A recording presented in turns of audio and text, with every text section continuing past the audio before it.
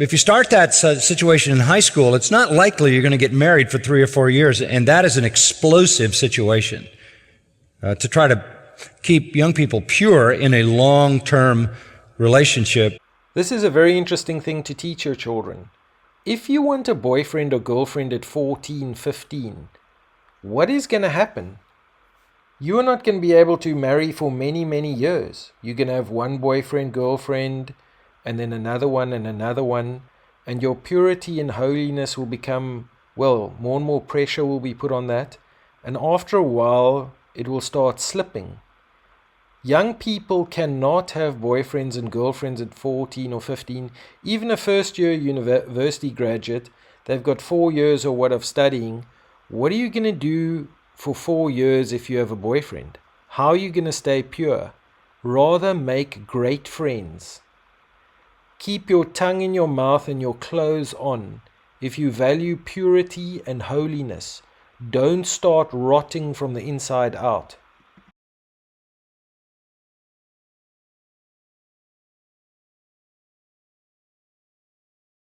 So I think having your young people be together socially, make friends, and the best kind of relationship is not a boyfriend-girlfriend relationship. The best kind of relationship is a friendship that matures and blooms into love. I think you have to try to instruct them that what they're looking for is character. You know, this is the greatest lesson you'll ever teach your young people. You are looking for a person of character. You are looking for a godly person who has character. And by character, I mean convictions, strong beliefs, and lives a God-honoring life. That's the kind of person you are looking for. And all the other kinds of things, there are people like that, and the romance factor follows that somewhere down the road. What you want to begin to do is cultivate friendships with people of character, people of spiritual character and conviction. That's very far away from crushes and all of that kind of thing. Okay?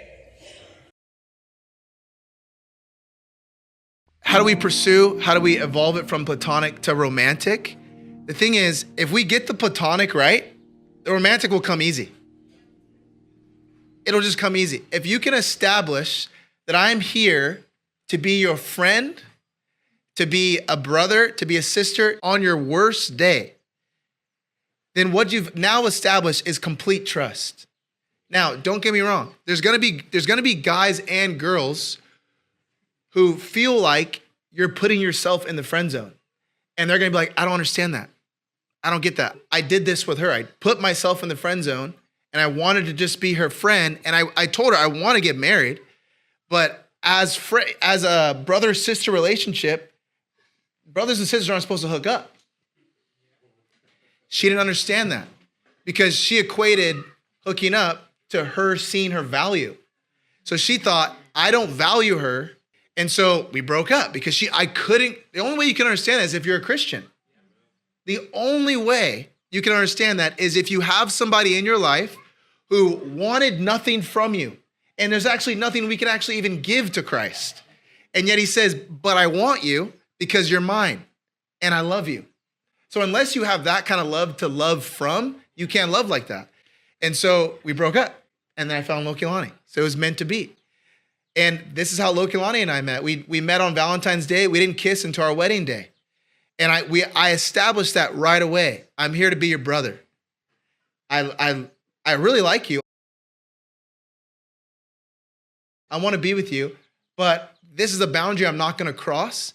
And how Lokilani read that was, if he's unwilling to cross this boundary, that means the boundary of our marriage, he will not cross. So the question is, what kind of house do you want to have in the future? Do you want to be living like, unfortunately, how our brothers and sisters in Lahaina are living, where they don't have a house? They have memories on how things could have been. And so just be friends with her. It's that simple. Just be her friend. Be her best friend. And didn't cross the boundary, but I was making it clear that I want to be your sibling in Christ. I want to be your friend. But I'm also like, at the same time, I don't want to be just a friend.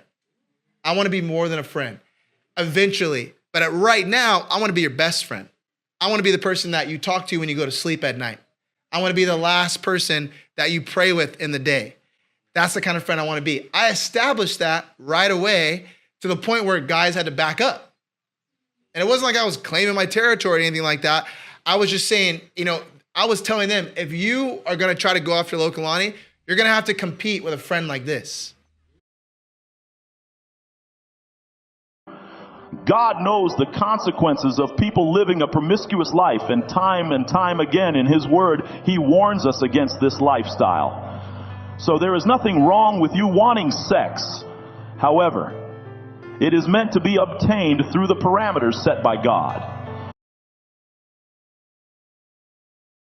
Allow me to illustrate the profound connection that is created when two people engage in a sexual relationship.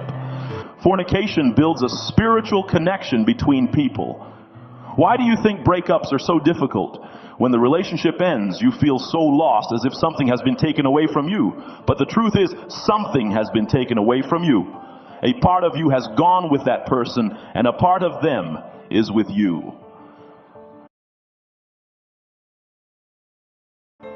Breakups can feel somewhat like grief at points because someone to whom you were joined has left. There are people who are married to someone and they still miss their ex-lover of over a decade ago. Why do you think that is? It's because they have become one flesh with them.